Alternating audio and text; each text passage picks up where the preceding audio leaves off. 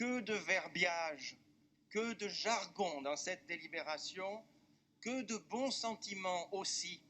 C'est tout un programme politique censé faire plaisir à tout le monde, un catalogue de généralité et de générosité.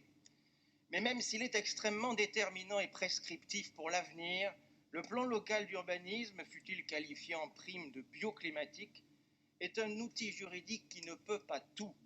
Et on a l'impression, à la lecture des objectifs poursuivis, qu'on lui en demande un peu trop, et qu'à vouloir en faire trop, on sombre dans les contradictions.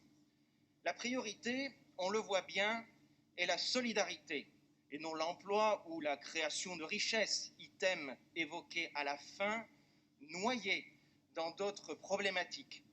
Ce PLU aura comme mission première, je cite, de promouvoir l'accueil de toutes et de tous. Quand on sait que l'un des aspects essentiels d'un PLU est de fixer un seuil de population, on peut donc s'interroger ou s'inquiéter sur l'objectif poursuivi. S'agit-il simplement d'un beau message dans le vide ou d'une volonté débridée d'expansion démographique? Retenons l'affirmation de principe, mais lorsqu'on ajoute un peu plus loin qu'il faut offrir un logement à prix abordable et accessible à tous, même si cela est une fois de plus difficilement contestable, on est en droit de se dire qu'il va falloir beaucoup construire. Et c'est bien ce que le PLU encadre, la construction.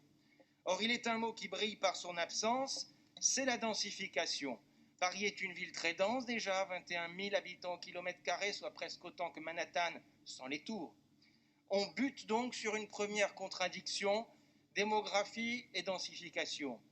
L'autre priorité de ce PLU est bien sûr de faire de Paris une ville durable, vertueuse, résiliente et décarmodée. Il faut reprendre son souffle pour lire une telle énumération. Ici, on répète des objectifs maintes fois énoncés dans tous les paragraphes de cette délibération. Accorder une place accrue à la nature par la végétalisation, la plantation d'arbres. Là encore, on ne peut que se satisfaire de ces objectifs consensuels et nécessaires. Mais là encore, on doit regretter les contradictions. Où va-t-on planter ces arbres? Où va-t-on faire de l'agriculture urbaine? Où va-t-on implanter ces sites de logistique? Et finalement, pour en revenir à la contradiction démographique, où va-t-on construire ces logements? On ne peut pas s'opposer à l'étalement urbain et à la densification à la fois, tout en voulant accueillir plus de population et en créant des forêts urbaines. Mais j'aimerais aussi attirer l'attention sur un autre point essentiel, la mixité sociale. Elle est en bonne place des objectifs et c'est très bien. Mais que doit-on entendre par ce terme lorsqu'il est immédiatement suivi par contrer la gentrification? S'agit-il donc pour vous seulement d'une mixité en direction des plus pauvres? La gentrification de certains quartiers de l'Est de Paris ne les tire-t-il pas un peu vers le haut? Ne cherche-t-on pas à faire venir une nouvelle population plus favorisée dans nos quartiers déshérités de l'Est rongés par la misère et les trafics?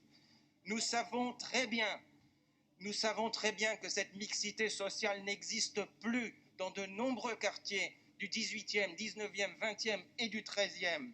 Après 15 ans de politique de construction et de conventionnement à marche forcée dans nos arrondissements, doublant le nombre de logements sociaux jusqu'à 40% dans le 13e, le plus souvent très sociaux, vous optez depuis quelques années pour des politiques de programmes présentés comme équilibrés car intégrant des PLS, mais tout en continuant à créer majoritairement des PLAI et des PLUS. Vous parlez de rééquilibrage, mais pourquoi à ce même Conseil de Paris continue-t-on de construire des logements sociaux à l'Est? Pas moins de 40 délibérations DLH sur l'Est aujourd'hui. Dès lors, comment articuler toutes ces contradictions? Accueillir tout le monde, mais pas les classes moyennes, construire toujours plus à l'Est tout en niant la densification, le tout en inventant des terres à végétaliser. On ne peut pas dire tout et n'importe quoi, vendre du rêve et des concepts. La politique, c'est faire des choix.